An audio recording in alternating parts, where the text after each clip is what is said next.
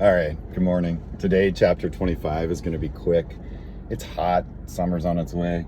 There's a book sale going on at the library in Alexandria, the West Side Library. This book's The Alchemist. I know this book. I've read this book. You can fill it, you can get a big bag, grocery bag, and you can fill it up for $10. I'm a gypsy. So I go into a used book sale and I feel energies, and this book is the first one I felt, and I know this book. They gave it to me for free. This book is about a shepherd boy who leaves Andalusia in Spain, southern Spain, a place I've been. Travels across the Strait of Gibraltar to Morocco and eventually makes his way through the desert. And he's looking for treasures in the pyramids of Egypt. He's looking for worldly treasures. And along the way, he meets a gypsy woman, of course. He meets a man who calls himself a king. And he meets an alchemist. And he realizes that his journey that he was taking in search of worldly treasures is actually a journey that leads him to discover the magic inside of his own soul.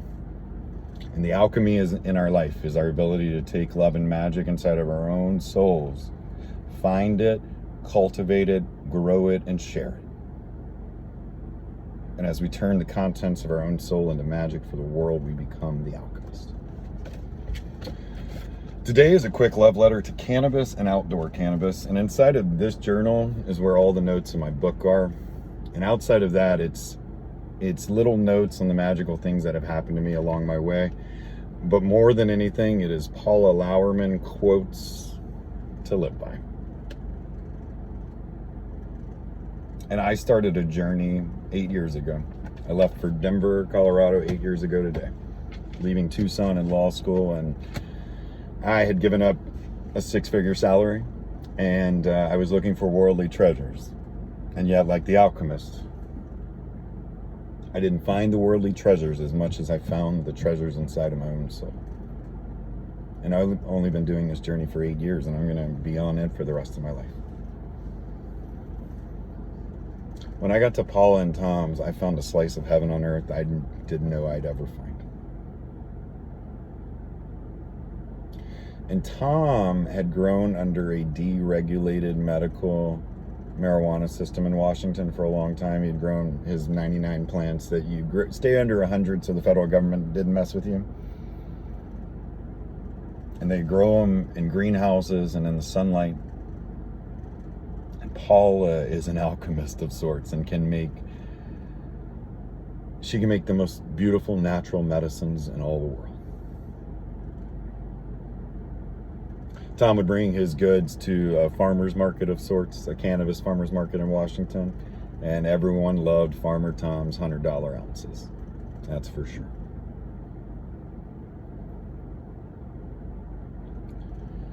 When legalization came to Washington, unlike Colorado, where Colorado, like if you had an existing medical license, then you were granted a 2-year preference into the adult use system. You got a license, and new licensees were not awarded for people until after 2 years. So you got a head start. In Washington, they totally blew up the system.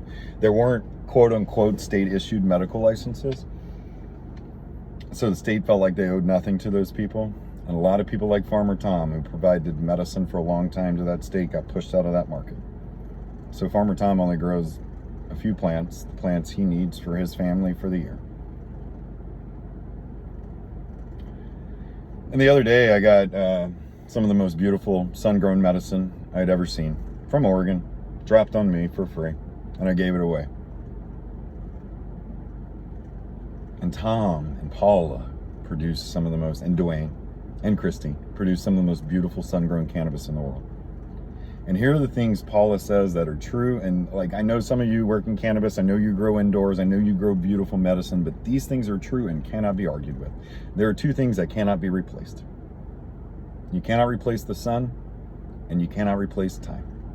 I remember being in Seattle one day, and this guy from NASA he got a big fat salary for a cannabis company, was talking, he's from NASA, and he's talking about how these LED lights were gonna, like, they are the sun. They're basically replacing the sun. I'm like, sir, if you worked at NASA and you're telling me that LED light can replace the sun, I got up and left because I knew he was full of crap. There's a spectrum of light found in the sun that we can't as man recreate. Man is trying to be more powerful than God, and we cannot do that.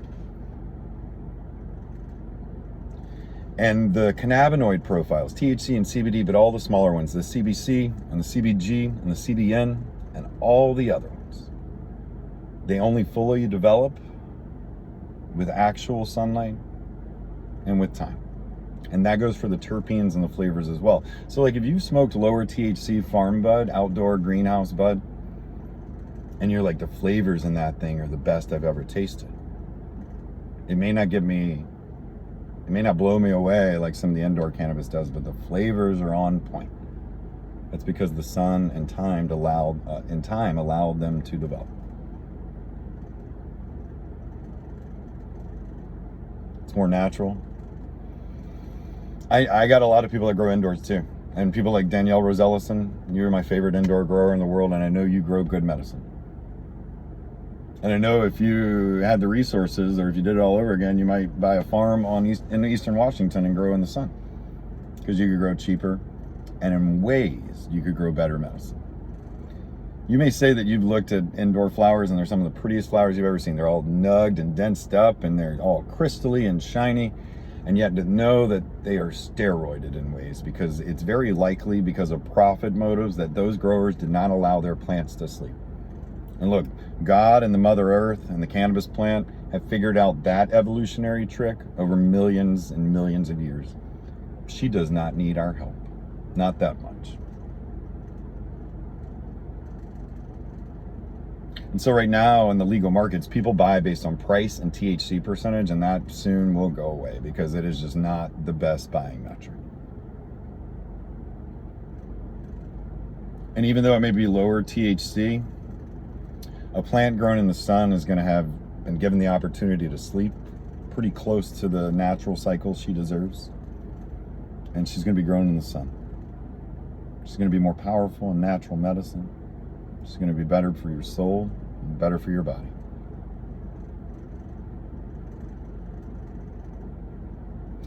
And indoor cannabis from Colorado or California or Washington or even Louisiana is not all that different. Depends on the grower, but it's basically all the same. There's not that much special about it as far as it relates to the place it was grown.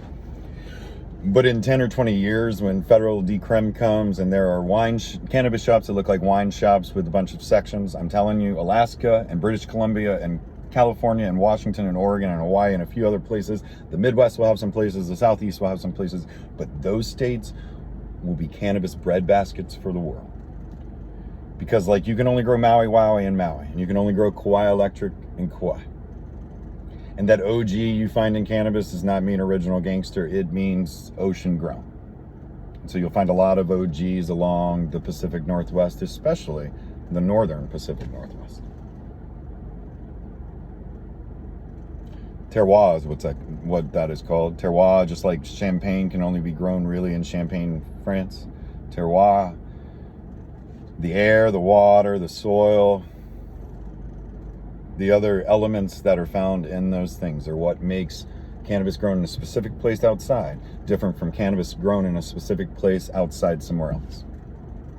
And depending on the varietal of cannabis, it's going to be grown better in a specific place. The environment and the day-night cycle and the temperatures are going to match its genetics because it is the place where those plants grow the best. Of course, I still talked for 9 minutes, but this love letter is a love letter to cannabis. It's a love letter to outdoor cannabis. It's a love letter back to Paula and Tom. They're going to get a lot of them. And Paula would always say that Tom, even though he's been pushed out of the market, Tom and she are holding a space for the natural medicine environment we can have because of cannabis legalization that we don't currently have. And it's going to be practitioners like Paula, not practitioners like doctors who are going to be the best at this, because modern Western medicine and pharmacology requires, for a patent, it requires the extraction of one specific chemical to have one specific effect in order to patent. And cannabis does not work like that. All of the chemicals together, all of the cannabinoids and all of the terpenes, they work better together. That's why Marinol is the first legal cannabis drug in this country. Is one of the worst things you could ever take. It is straight THC. There are no other cannabinoids in it. So you take it, it may make you feel all right, but you're going to vomit your guts out because none of us are supposed to have straight THC. The entourage effect of all those chemicals and all those flavors working together are what makes cannabis so magical, and it also makes it so incompatible with modern Western pharmacy, which is one of the reasons it is still illegal, because those people can't make money and those people have more money to lobby the government than the rest of us. So when you wonder why the government does things that attacks our own interests, as always, follow the money.